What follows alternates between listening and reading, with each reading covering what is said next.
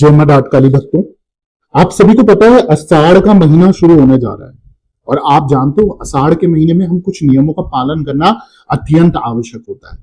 जो लोग शास्त्रों को मानते हैं, जो सनातन को मानते हैं, जो पूजा धर्म पे विश्वास करते हैं, उनके लिए ये वीडियो बहुत खास होने वाला है। आप अनदेखी करोगे, खुद पछतावा होगा और सोचोगे कि यार हमारा तो हम तो सोच के बैठे थे आने वाला साल हमारे और भी अच्छा होगा, तो कहीं ना कहीं मुश्किलें बढ़ती हुई दिखेंगी, परेशानियां दिखेंगी, कर्जा दिखेगा और बीमारियां दिखेंगी, समस्याओं पे समस्याएं सर पे चढ़ जाएंगी। सिर्फ डराने के लिए नहीं, सावधान करने के लिए वीडियो बनाया गया है, जिससे आप ये ध्यान सकें कि आषाढ़ के महीने में क्या इसकी मान्यता है और क्यों हमें नियमों का पालन करना चाहिए और क्यों हमें क्या चीजों का ध्यान रखना चाहिए।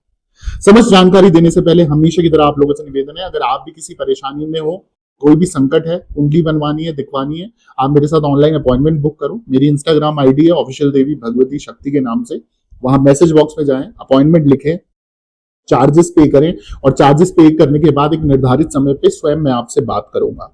जो भी प्रॉब्लम होगी हम डिस्कस करेंगे और उसके आधार पर मैं आपको समाधान दूंगा।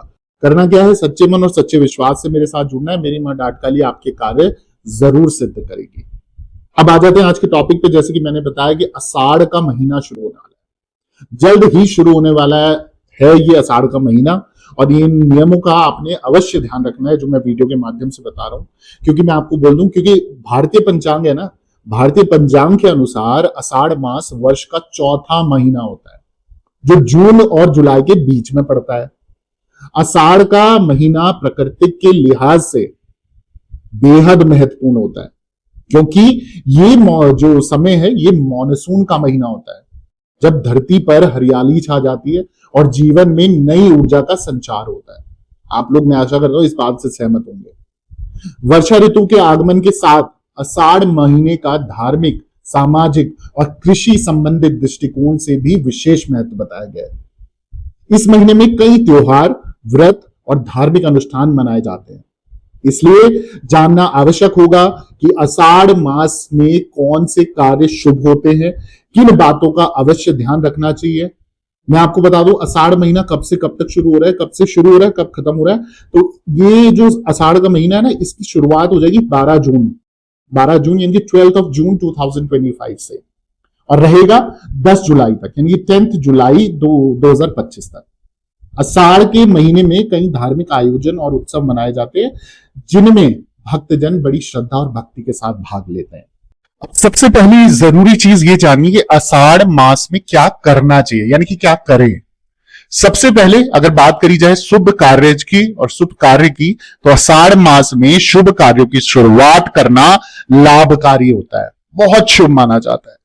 इस महीने में धार्मिक कार्यों, पूजा पाठ और दान पुण्य का विशेष महत्व होता है। यदि आप कोई नया काम शुरू करना चाहते हो तो आषाढ़ का महीना सबसे ज्यादा शुभ माना जाएगा आपके नए कार्य की शुरुआत के लिए। इस समय जो आषाढ़ का महीना है, भगवान शिव की आराधना करने का भी समय, उचित समय हम कह सकते हैं।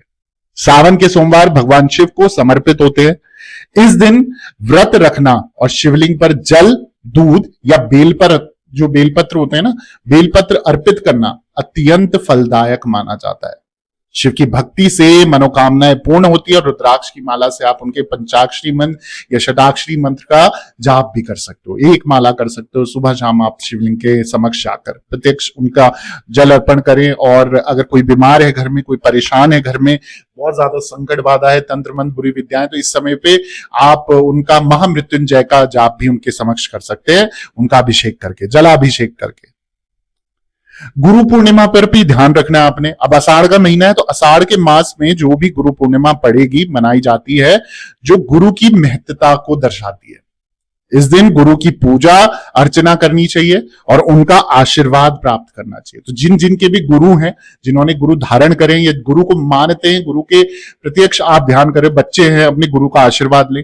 गुरु के लिए जो आप कर सकते हो प्रेम भक्ति से वो करें। उनको, मतलब जैसे आप भगवान को खुश करने के लिए करते हो, अपने गुरु को भी इस समय पे खुश कीजिए। तो ये गुरु पूर्णिमा पर ये अवसर मत जाने देना। आपका बृहस्पति, आपका गुरु, आपका जो ये ग्रह है, वो और ज्यादा आपको फल देगा। चाहे वो करियर हो, शादी हो, बच्चा हो, संतान हो, सब चीजों में आपको बढ़ोतरी देगा। वहीं बात करें अगली चीज की जो आपको करनी है, प्रकृति की सेवा। क्योंकि मैंने बोला ना मानसून का आगमन होगा तो सब जगह प्रकृति जागृत हो जाएगी, हरियाली हरियाली होगी, एक पॉजिटिविटी आपको फील होगी, नकारात्मकता आपकी खत्म होगी। इस महीने में पेड़ लगाना, जल संरक्षण करना और पर्यावरण की रक्षा करना बहुत शुभ माना जाता है। जितना हो सके पेड़ पौधे लगाओ, पेड़ पौधों की सेवा करो, और जितना हो सके किसी को गिफ्ट में भी अगर चाहो तो तोहफे के तौर पे पेड़ पौधे आप जरूर दें। बहुत शुभ कार्य है, आपकी जिंदगी में भी हरियाली रहेगी, हर चीज में प्रोडक्टिविटी होगी, बढ़ोतरी होगी और पॉजिटिविटी आपकी लाइफ में रहेगी। अगली जो चीज है ध्यान रखनी है आषाढ़ के महीने में, वो है साफ सफाई और स्वच्छता। आषाढ़ में वातावरण नमी और बारिश के कारण संक्रमण फैलने का खतरा अधिक बढ़ जाता है। इसे घर और आसपास की जगह की साफ सफाई का विशेष ध्यान रखना है। अब मैंने ये तो बता दिया कि क्या करना चाहिए, अब मैं ये भी बता देता हूं क्या नहीं करना चाहिए आषाढ़ मास में। नकारात्मक कार्यों से आपने बचना है। सबसे पहले इस पवित्र महीने में झूठ बोलना, छल कपट करना, विवाद करना, झगड़ा करना, गुस्सा करना, ऐसी कोई भी नकारात्मक कार्यों को करना आपने हमेशा बच के रहना है, नेग्लेक्ट करना है, अवॉइड करना है, क्योंकि इनका असर आपके जीवन पर विपरीत पड़ेगा। इस समय पे आप जो भी कटु शब्द बोलोगे, आप किसी के साथ गलत करोगे, किसी को धोखा दोगे, तो आपके लिए वो खुद विपरीत, आपके लिए वो तुरंत तुरंत आपको फल देने लग जाएगा और उल्टा आपके साथ भी होने लग जाएगा, फैमिली के साथ भी हो सकता है। अगली चीज जो आपने क्या नहीं करनी है, हरी पत्तेदार सब्जी। अब ऐसे तो बड़े गुणों से आपने सुना ही होगा, मैं भी आपको बता देता हूं, जितना हो सके आषाढ़ में हरी पत्तेदार सब्जियां कम से कम सेवन करें। अगली चीज का जो ध्यान रखना है वो है नकारात्मक विचार। इस दौरान गुस्सा, घमंड, अहंकार, गलत सोच से हमेशा बचना है। अश्लील चीजें और जितनी भी ये गलत चीजें हैं, गलत कार्य करते हैं, इन चीजों से, हस्त मैथुन वगैरह, इन चीजों से आपने बच के रहना है। दूसरों का सम्मान करना है और कभी भी बुरी या अपमानजनक भाषा किसी के साथ आपने प्रयोग में नहीं लानी। आप ऐसा करते हो तो आपको खुद इस चीज का भुगतान करना पड़ेगा और आपको दंड मिलेगा। तो जितना हो सके पॉजिटिव रहो, ग्रीनरी उगाओ और अपने बड़ों की सेवा करो, गुरु की सेवा करो, आपको बहुत अच्छा रिजल्ट मिलेगा।